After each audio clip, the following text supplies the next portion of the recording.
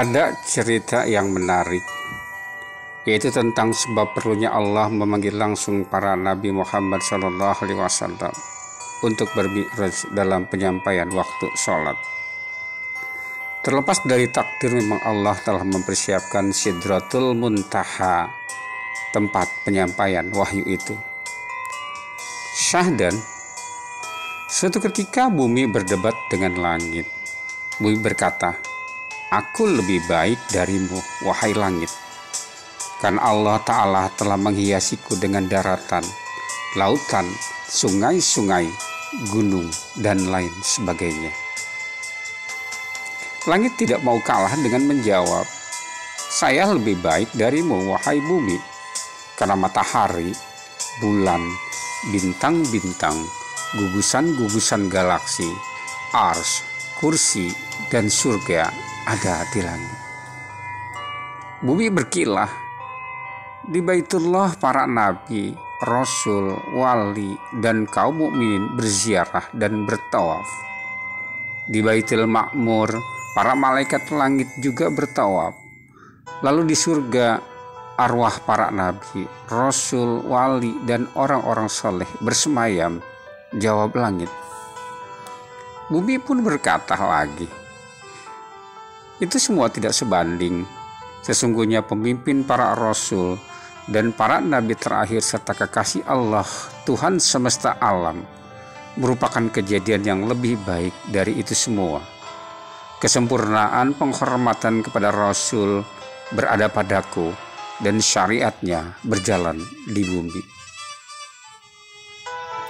Langit tidak bisa menjawab perkataan bumi itu. Ia merasa memang Rasulullah SAW tidak ada bandingnya dibandingkan dengan apapun di jagat raya ini. Ia merasa lemah lalu menghadap Allah Subhanahu wa Ta'ala dan berkata, "Tuhanku, Engkau maha memperkenankan yang mengalami kesulitan yang berdoa padamu.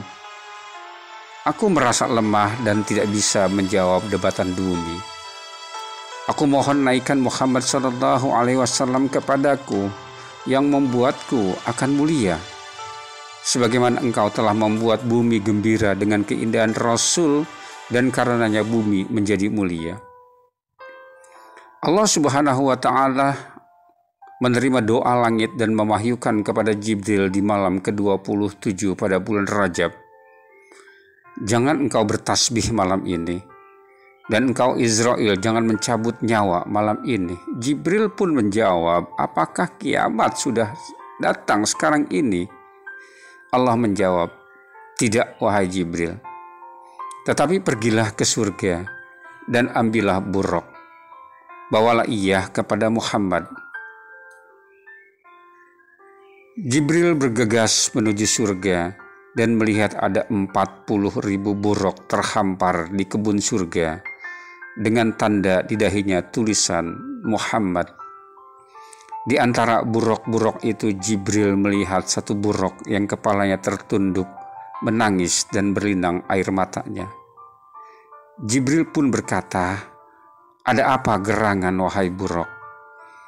Buruk menjawab, "Wahai Jibril, aku telah mendengar kira-kira 40.000 tahun yang lalu nama Muhammad. Selama itu tertancap di hatiku kecintaan kepada pemilik nama itu serta kerinduanku kepadanya. Aku tidak doyan makan dan minum setelah itu karena kerinduan itu." Jibril berkata, "Saya akan melepaskan kerinduanmu itu." Kemudian Jibril mempersiapkan buruk dan menaikinya, lalu mendatangi Rasulullah SAW untuk keperluan Isra dan Mi'raj.